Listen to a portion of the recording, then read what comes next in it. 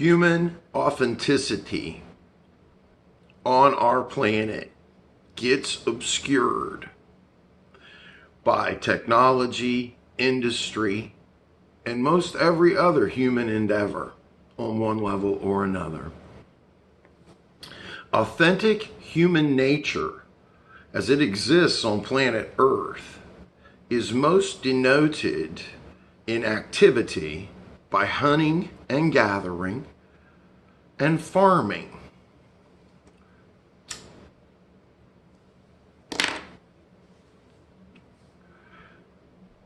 Hunter-gatherers and farmers denote human authenticity on the planet.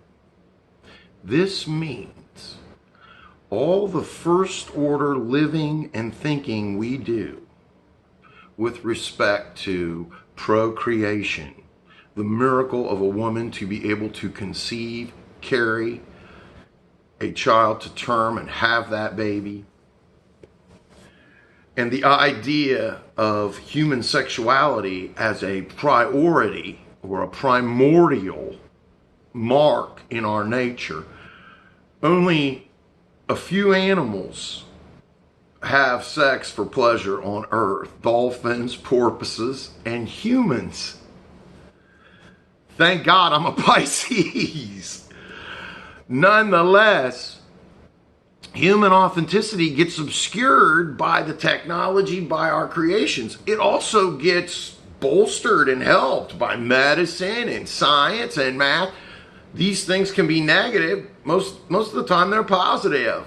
But it takes us away from who we are, i.e. doing mathematics is part of our nature, but it's not part of our primal nature. Our primal nature is to love, have sex, make a family, live, procreate, if you will, and live in harmony.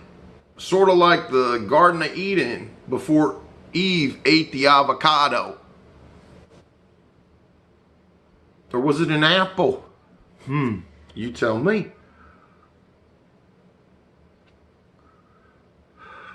Noticing being is everything. Being with a capital B on Earth. The pagan farmer, not the pagan who's a hedonist, not the pagan who's an idol worshiper that prays to Baal or Hammon, but the pagan in the Latin, paganus, that means a villager, a country dweller, one who tills the soil, one who cultivates the vine, one who nurtures the planet, one who builds within nature, not on top of nature. If we took away all the glass and the concrete and the steel and the asphalt in any one area, what would we see? We would see nature and the woods and the fields just like they were before we put up all the glass, concrete, and steel, and breed like there's no end to living. There'll be an end, one way or another, even if we bring it to ourselves. History proves it.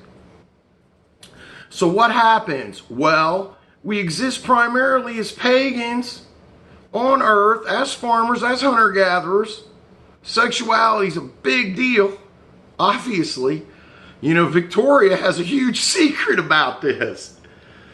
You know, God knows I've seen enough. So what happens? Well, as we walk through, we should reflect on nature and notice our roots. Here in Ohio, we are children of the corn 100%. And that's why the Buckeyes are so good. That's why we're all Buckeyes. That's why we're so good at it. Farmers make the best football players anyway. It makes sense. Nonetheless, baling hay all summer makes you ready to freaking take it out in the fall, man. Think of it. Still part of first order living. Who would think of football as an extension of being? That one's for you, Coach Barger. And more than that, because you probably have. I thought of it as an extension of being.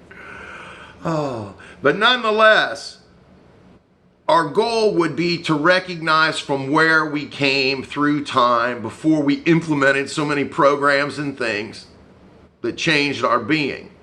And you know, having a city and having people to work together and fire and law enforcement and sewer systems, these things are positive. It's not all the building we do, most of it's very good.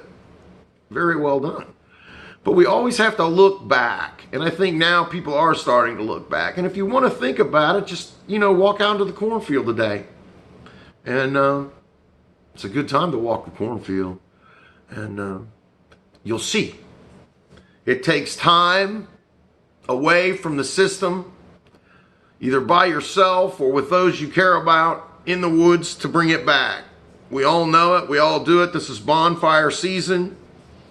And normally the pagans would burn fires 6 times a year to give back to God. We still do that whether we realize it or not. And reflection of authenticity of human being is everything. It has to occur. It has to keep occurring in the future, or people will forget. And you do not want to forget the roots that make us whole.